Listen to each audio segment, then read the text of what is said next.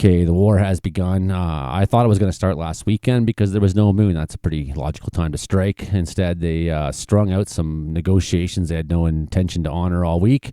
When the Iranians said, yeah, okay, we agree in principle. Let's talk next week. Let's buy some more time. No way. They struck during the day, which kind of defied all logic. So the Iranians, despite being hit very hard in the initial shock and awe wave, losing their leader, Ayatollah Khomeini, who no one's going to miss him probably. But now he's been martyred, and he's held up as a hero. Like I don't think they understand the people they're fighting and how their mentality works. And you take out a guy like Ayatollah, who's like this boring, shitty character, and now you've propped him up to being this like big deal.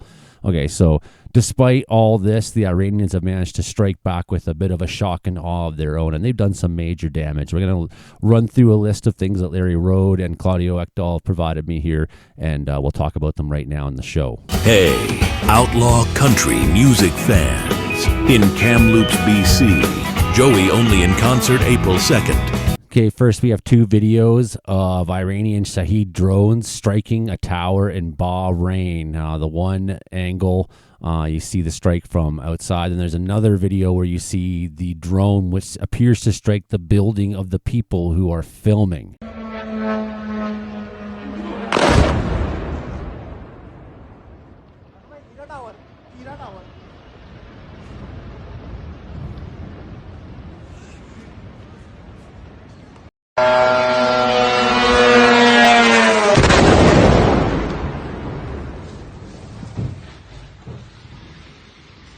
So they say Khomeini's body was found in the rubble from a strike, and Netanyahu somehow seen the videos of the body before any of us did and before anyone confirmed it. So I'm confused about that, but here's this clip.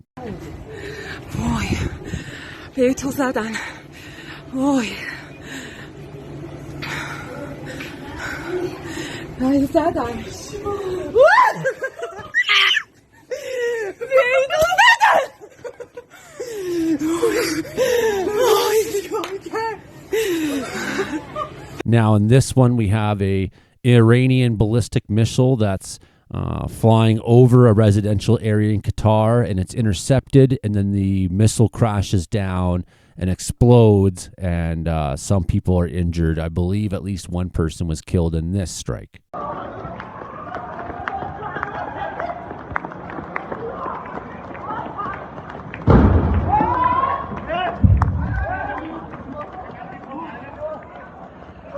All right, in this next video, it's captured by U.S. service members, and they capture the moment that 3 Patriot air missiles are launched at an Iranian missile. It's over the Al Udeid air base in Qatar, and then they miss the missile, and the missile crashes down the base, and you hear them all in the video. Play the clip.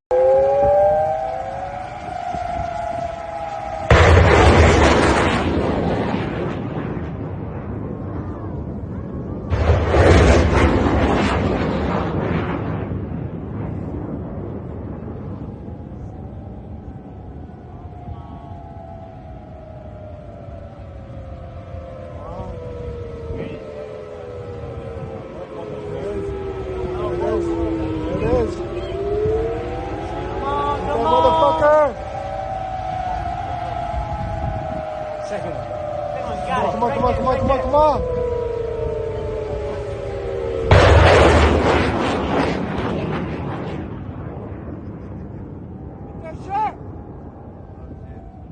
Oh, fuck!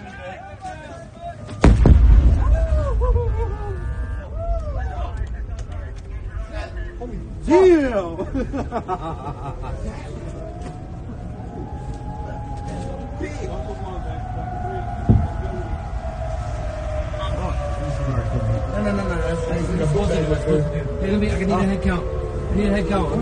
U.S. evacuated their bases and took cover in some nearby hotels. Some are saying that these strikes were at the hotels on the floors that they were on. I can't confirm that it wasn't an accidental strike on this building.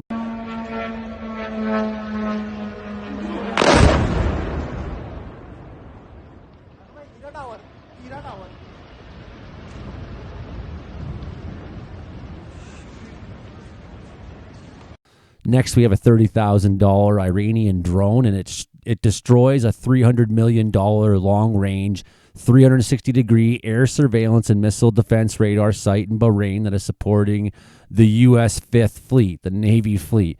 So the radar had been operational since 2004, and it's a key warning system for cruise missiles and other ballistic threats in the region. And you see the moment that it gets destroyed here. مسيرة اضرب اضرب اضرب اضرب اضرب اضرب اضرب اضرب اضرب اضرب عجل.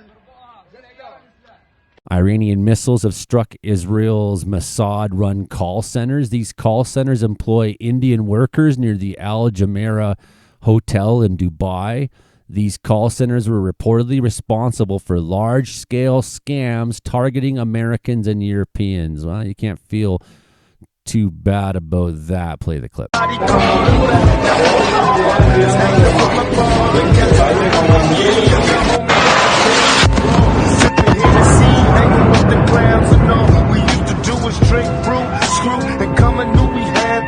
Here we have a direct hit on a facility, an oil facility in Saudi Arabia. See the oil facility burning. So now the Strait of Hormuz has been closed off. Houthi rebels are threatening to sink ships that are trying to pass through the Dead Sea, or not the Dead Sea, the Red Sea. The Strait of Hormuz is closed on the other side, coming out of Iran, right? And then also we have oil facilities being attacked. So what am I trying to say? I'm trying to say your price of gas, it might be cheaper to fill your vehicle with whiskey come sometime next week.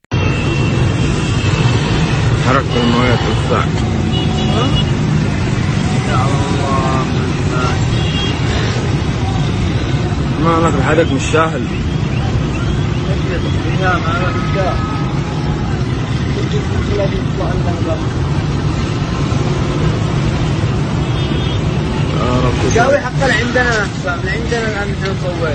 ايوه بس الجاوي مالك كله غاز وبترول. ها شوف كيف انفجرت هناك. هناك كيف؟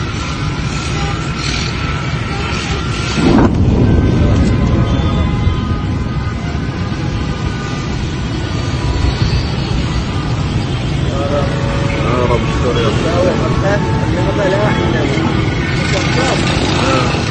This footage shows 2 Iranian missiles striking Tel Aviv this evening as Israeli defense interceptors try to intercept them.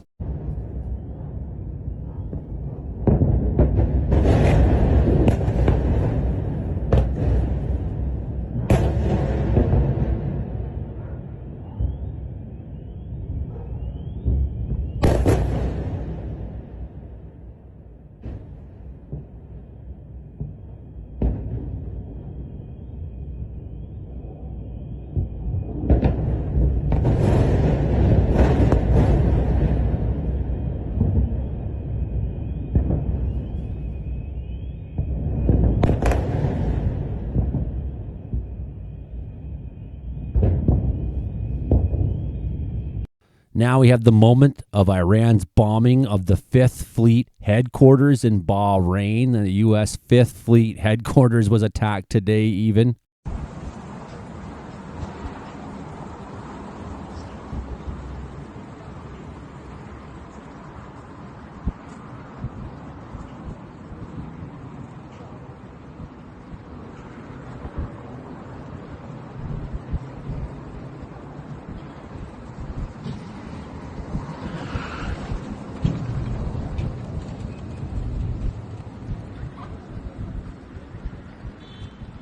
Here we have an Iranian Shahed drone strike in Dubai.